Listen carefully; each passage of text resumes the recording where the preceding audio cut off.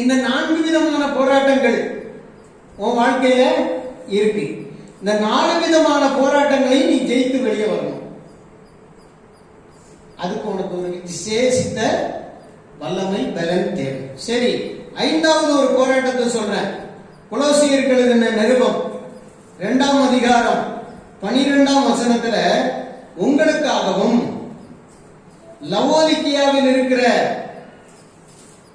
இருக்கிறவர்களுக்காகவும் சரீரத்தில் என் முகத்தை காணாதிருக்கிற மற்றவர்களுக்காகவும் மற்ற எல்லாருக்காகவும் மிகுந்த போராட்டம் எனக்கு உண்டென்று நீங்கள் அறிய விரும்புகிறேன்.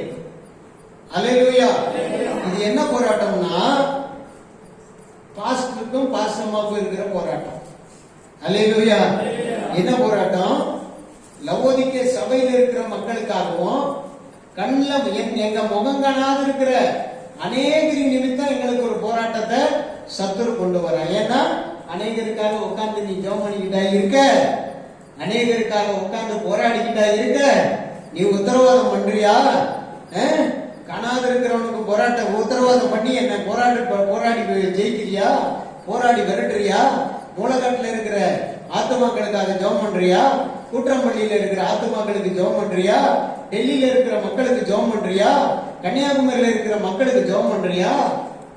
எல்லா பாவிகளுக்காகவும் நீ ஜெபம் பண்ணி ஆண்டவருடைய வல்லமை இறக்குறியான்னு எல்லாரின் நிமித்தமும் லவோதிக்கு, அதாவது குறிப்பிட்ட இந்த சபையாரின் நிமித்தமும் எங்களுக்கு மிகுந்த போராட்டமும். எதனால போராடுது?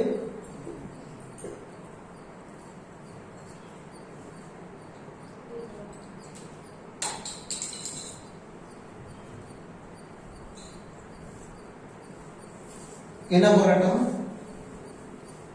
என்ன போராட்டம்? சரீரத்துல, ஆவியில, ஆத்மாவில போராட்டம். தள்ளி போயிடும். அல்லேலூயா.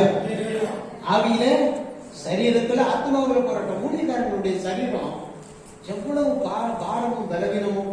நீங்க ஒரு ஆள், சிங்கிள் பர்சன்ட் அல்லது சிங்கிள் ஃபேமிலி, ஒரு சின்ன குடும்பம், உங்களுக்கு ஒரு சின்ன போராட்டங்கள் இருக்கலாம்.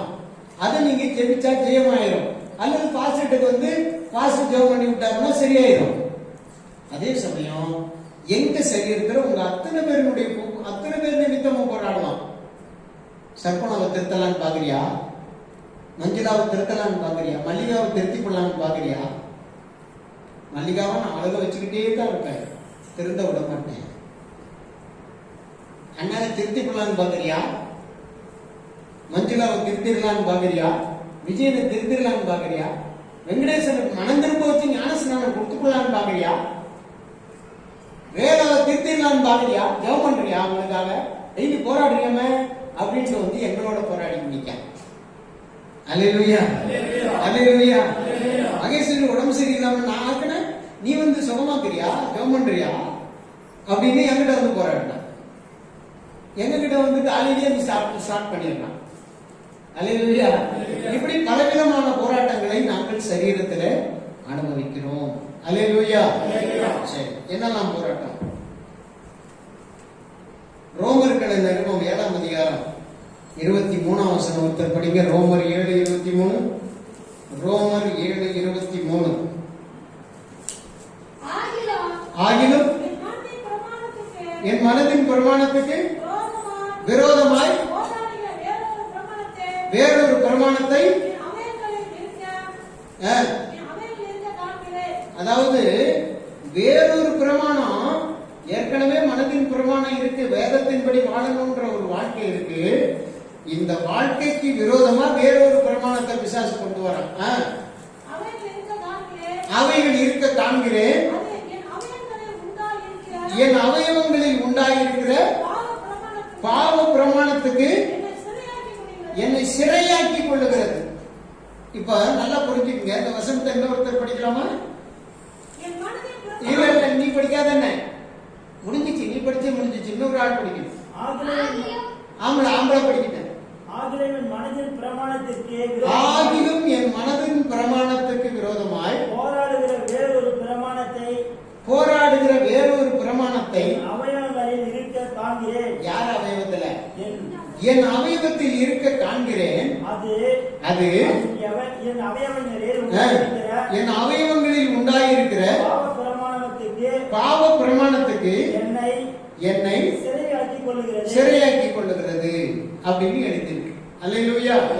என்ன தெரியுமா, இங்க பாருங்க, உன் மனதின் பிரமாணத்தின்படி நீ கர்த்தருக்குள்ள வந்துட்ட, கர்த்தருடைய வேதத்தின் பிரமாணத்தை கைக்குள்ள வந்துட்ட. ஆனா உன் தனிப்பட்ட முறையில உன் தனிப்பட்ட வாழ்க்கையில இன்னொரு பிரமாணத்தை கொண்டு வந்து உன்னை சிறையாக்குறான் பேய். எப்படி?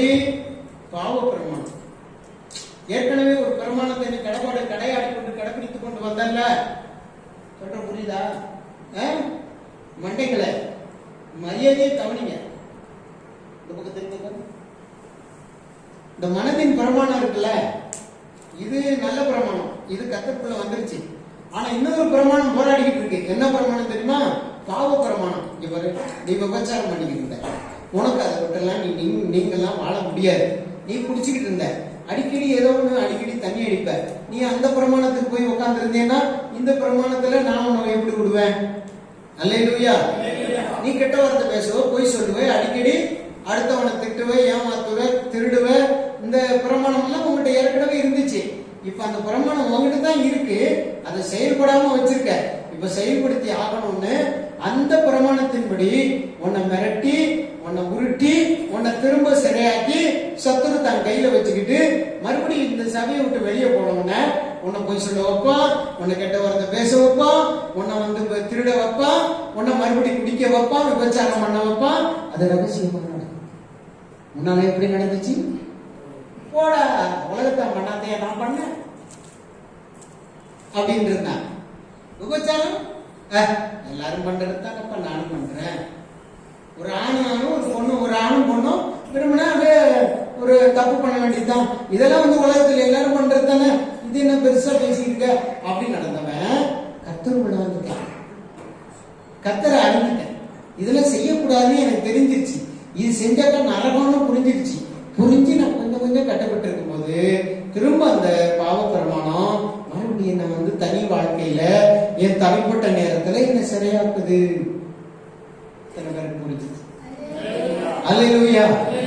கொஞ்சம் இச்சையை ருசி பார்ப்போமே, கொஞ்சம் அப்படியே சாலையத்தை ருசி பார்ப்போமே, கொஞ்சம் அந்த பழைய பழக்கத்துக்கு போய் வந்துடும். அல்லேலூயா. அல்லேலூயா. இப்படிதான் சொல்லுவாங்க, நம்மள மெதுவா போகணும், வெளியவா கொஞ்சம் போய் வந்துடலாம், ஒன்னும் பிரச்சனை இல்லை. பாச பாக்குறாரா என்ன, பாசமா பாக்குறாங்களா என்ன, என் சபை விசுவாசி அக்கம் பக்கத்துல யாரும் என்ன பாக்குறாங்களா என்ன, யாரும் பாக்குறது.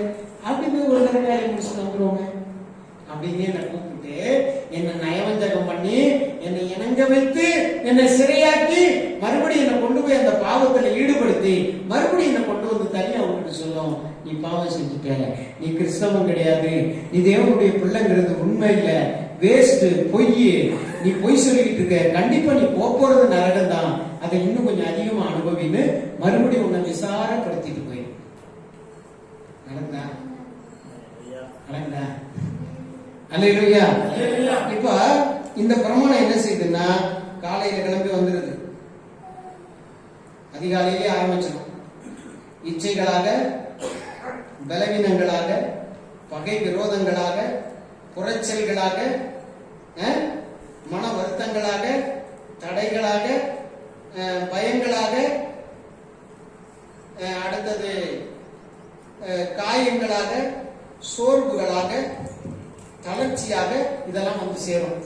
இப்ப இதை பயன்படுத்துறதுக்கு நம்ம பாவ பிரமாணத்துல நம்மளை சிக்க வைக்கிறதுக்கு என்ன செய்யுதுன்னா, இச்சைகளை கொண்டு வருது, தப்பிக்கிறது. அடுத்தது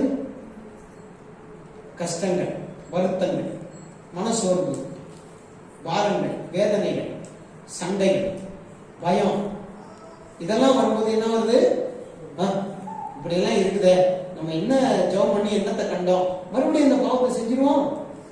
செஞ்சாதான் என்ன, செய்யாட்டாதான் என்ன, செய்யற காலத்திலேயே இப்படிதான் இருந்தோம், செய்யாத காலத்துல இதை விட அதிகமா கஷ்டமா இருக்குது அப்படின்னு மறுபடியும் போய் கொடுக்கிற மாதிரி சத்துரு பண்ணுவோம். ஆமென். அல்லேலூயா. இப்படிப்பட்ட காரியத்துக்கு நம்ம என்ன செய்யக்கூடாது, நம்மளை ஈடுபடுத்திக் கொள்ள கூடாது. நம்ம தேவ சமூகத்திலிருந்து விடுதலை பெறுவதற்கு. ஆமென். அல்லேலூயா.